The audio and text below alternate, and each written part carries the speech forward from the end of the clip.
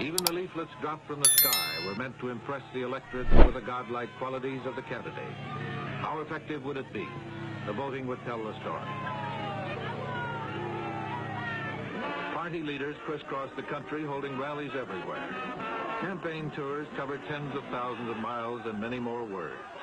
Over African dirt and tarmac roads, through rainforest and upland savanna country, hitting every bush town and village on the way. The message went out by talking drum, by word of mouth. Hospitals, adult education classes, schools, bridges and roads are all built and made for your own benefit. And in a country 80% illiterate, the printed word is not to be trusted. Every voter gets his chance to see his candidate. This is grassroots campaigning in the truest sense. And every local politician gets the blessing of the party boss. And all good! All good! All good! All good! The rhetoric is bitter, abusive, violent, out of Andrew Jackson or give 'em Hell Truman. But like most political speeches, more bark than bite.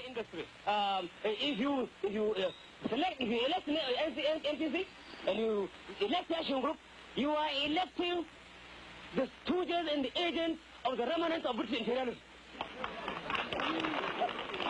Out of all the oratory, 36 million Nigerians debating party, candidates, issues. This election and its campaign is turning out to be the most potent educational force since the introduction of the first primary school not too many years ago. The lineup of forces in this political Donnybrook is complex, and with names that don't always fit on campaign buttons, you can't tell the players without a scorecard. These are the party wheels. In the north, Alhaji Sir Amadou Bello, the Sardana of Sokoto, heads the Northern People's Congress. The Sardana, meaning warlord, a traditional title among the Hausa Fulani Muslims of the north, is considered to be the most powerful man in all Nigeria, by virtue of his spiritual as well as political leadership over the largest region in area and population. He is not a candidate for political office himself, but he is a formidable power behind the throne. The combination Mark Hanna, Jim Farley. When we spoke with the Sardana, this became evident. I'd like to ask you to make a prediction, sir. Who will be the next federal prime minister? My party. A particular man? Yes, the present prime minister. I'm returning him. The present federal prime minister? Yes, I made it known that I am going to return him. You are not a candidate yourself for the federal house? No, I am not. So you would not be federal prime minister? Because I don't want to be. Would you yourself accept appointment if given to you as Governor General? I have nothing to do with that. I would rather live here amongst my own people and carry my traditional title than an imported one.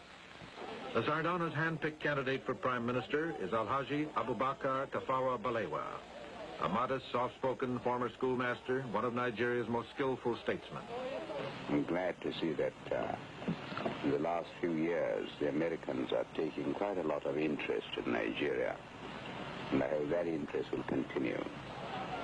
Next, Chief Obafemi Awolowo, leader of the Action Group, the major party of the Yoruba people in the western region. He's popularly known as Awo. Minimum wage a day, and if you vote solidly for the Action Group on the 12th and put that party in power, you will certainly get that wage. Awo is hailed by his followers for his daring helicopter campaign through enemy northern territories. Underlying the bitter hostility between Awo's Action Group and the Sardana's Northern Party are long-standing tribal conflicts. For centuries, tribal wars raged between their peoples until the British put them down when they took over. Times change, but tribal feelings still seethe under new political trappings. Chief Awolowo puts it this way. The Northern People's Congress considers the North as its preserve, and and the leaders have done everything in their part to keep the so-called Southern parties out of the Northern region. But the Action Group decided to organize in the North, and we now have branches in every village and hamlet in the Northern region. The third major candidate is Dr. Nnamdi Azikiwe, head of the National Council of Nigeria and the Cameroon, a long-winded title for a political party. He is a veteran nationalist and a hater of colonialism. The flamboyant, American-educated journalist, sportsman, politician has a devoted following among the Igbo people of the eastern region, and his popularity is spreading.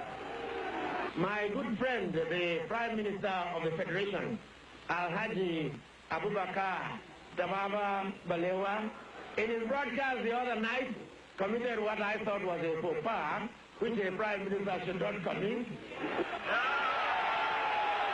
When the cry goes up for Zeke, it has the ring of I Like Ike at a Republican National Convention.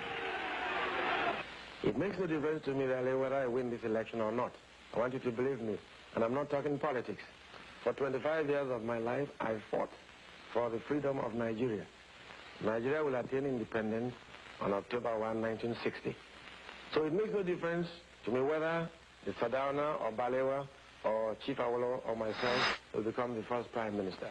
So long as Nigeria is free, I'll be satisfied. The returns are coming in here. June 12, 1993, a date forever etched into the minds of Nigerians. The country endured one of its darkest moments when the sitting military government annulled the results of the presidential elections. That decision set back Nigeria's return to democracy by 6 years. It has since been remembered as an ugly precedent against civilian rule in the country. Democracy was not the only victim of General Ibrahim Babangida's annulment of the June 12 election.